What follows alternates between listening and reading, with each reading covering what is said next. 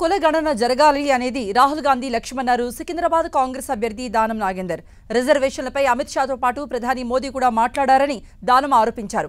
400 సీట్లు గెలిస్తే ఏమైనా చేయగలమని బీజేపీ భావిస్తోందని, కానీ ఆ పార్టీ అసలు ఎన్నికల్లో గెలిచే పరిస్థితులు లేదన్నారు దానం. ఎన్నికల ప్రచారంలో ప్రజల నుంచి తనకు భారీగా స్పందన వస్తోందంటున్న దానం నాగేందర్తో మా ప్రతినిధి అజయ్ ఫేస్ టు ఫేస్.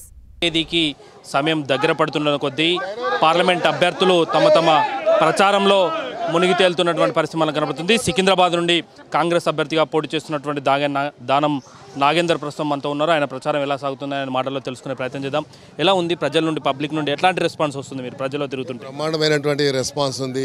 మేము ఊహించిన దానికంటే ఎంతో అభివృద్ధి రావడం అది ప్రజలంతా కోరుకుంటున్నారు. ఏ రకంగా తెలంగాణలో మార్పు వచ్చిందో భారతదేశంలో కూడా మార్పు రావాలని, భారతదేశంలో ఒక డెమోక్రటిక్ కంట్రీ, ఈ కంట్రీలో ఈ భారతదేశంలో ప్రజాస్వామ్యబద్ధంగా ఉండేటువంటి ప్రభుత్వం కావాలని కోరుకుంటారు. కాబట్టి తప్పకుండా ఈ ఎన్నికల్లో కాంగ్రెస్ పార్టీకి బ్రహ్మాండం పడతపోతున్నారు. ఏ అంశాలను పబ్లిక్లోకి తీసుకెళ్తున్నారు? అట్లా వాళ్ళ నుండి వచ్చిన అంశాలు మేము ఏమి తీసుకోకపోయినా ప్రజలే స్పందన ఉంది. ఈ కాంగ్రెస్ ప్రభుత్వం ఇచ్చే ప్రతి గ్యారంటీని అమలు చేస్తుందని ఒక విశ్వాసం ఏర్పడ్డది. కాబట్టి ఆ విశ్వాసానికి అనుగుణంగా వాళ్ళు ఇచ్చినటువంటి మాటకి ఎక్కడ కూడా మేము తప్పకుండా 6 గ్యారంటీలు ఇస్తాము.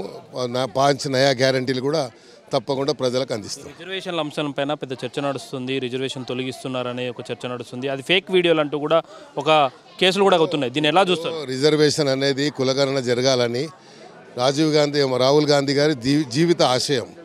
అందుకనే ఎన్నికల ప్రణాళికలో పెట్టడం జరిగింది, మేనిఫెస్టోలో పెట్టడం జరిగింది. ఈరున్నటువంటి పరిస్థితుల్లో కులగణన జరగాలని చెప్పి దేశవ్యాప్తంగా ఒక ఎక్స్రే తీసి ఎన్ని కులాలు ఎలా ఉన్నాయి, బీసీలు వాళ్ళకి న్యాయం జరగాలని కోరుకుంటా ఉన్నారు. ఆ న్యాయం జరగకపోవడం వల్ల ఇన్ని సంవత్సరాల నుంచి 50% ఉన్నటువంటి స్లాబ్ని కూడా తీసేసి అందరికీ అవకాశం ఇవ్వాలనేది రాహుల్ గాంధీ గారి ఆలోచన. కాబట్టి తప్పకుండా రాహుల్ గాంధీ గారి ఆలోచనని ఈరోజు ఏం చేస్తున్నారు, మొన్నటి వరకు ఒక స్లోగన్ ఎత్తుకున్నారు బీజేపీ వాళ్ళు, ఇప్పుడు కులగణన గురించి మాట్లాడుతున్నారు. అమిత్ షా మొన్న మాట్లాడారు. ఇంతకుముందు పార్లమెంట్లో కిషన్ రెడ్డి గారే దీన్ని వ్యతిరేకించారు. సుప్రీంకోర్టులో అఫిడేవిట్ వేశారు. ఇవన్నీ మేము ముందు పెడతాం ప్రజల ముందు. అధికారంలోకి వస్తే మైనార్టీల రిజర్వేషన్లు తొలగిస్తామంటూ అమిత్ షా కామెంట్ చేయడం జరిగింది. దీనిలో ఆ మైనార్టీల నుండి వస్తున్నటువంటి రెస్పాండ్ ఏంది? ప్రధానమంత్రి గారు కూడా నిన్న చెప్పారు, నిన్న జరిగినటువంటి సభలో. అంటే భారతదేశం రాజ్యాంగం రాశారు. ఆ రాజ్యాంగంలో వారికి కులాల వారీగా, మతాల వారీగా వాళ్ళ హక్కులు కల్పించాలని భారత రాజ్యాంగంలోనే ఉంది. భారత రాజ్యాంగాన్ని తిరిగి రాసే అధికారం వీళ్ళకి ఎవరికి ఇచ్చారు? అందుకని అప్కి బార్ 400 పార్ అంటుండే ఆయన. 400 పార్ వస్తే దేశంలో ఏదన్నా విచ్చలవిడిగా చేసుకోవచ్చు అనేది మోడీ గారి ఆలోచన ఉంది. కానీ దేశ ప్రజలు అమాయకులు కాదు, పూర్తిగా రాజకీయ పరిజ్ఞానం ఉన్నవాళ్ళు. కాబట్టి ఈ ఎన్నికల్లో గుణపాఠం చెబుతారు అప్కి బార్ కాంగ్రెస్కి సర్కార్. నామినేషన్ సందర్భంగా రేవంత్ రెడ్డి చేసినటువంటి కొన్ని కామెంట్స్ చర్చనీయాంశంగా మారినాయి. మీ ప్రతిపక్షాలు వాటిని ప్రచార అస్త్రంగా ఉపయోగిస్తున్నారు. పద్మారావు మంచోడే అన్న కామెంట్స్ చేసింది. దాని ఎట్లా? పద్మారావు మంచోడే కానీ ఏం లాభము? పద్మారావు సికింద్రాబాద్కే పరిమితమైండు. మనమేమో మొత్తం గ్రేటర్ హైదరాబాద్ 4 నియోజకవర్గాలు నేను నాయకత్వం వహించినని, అధ్యక్షుడిగా ఉన్నని.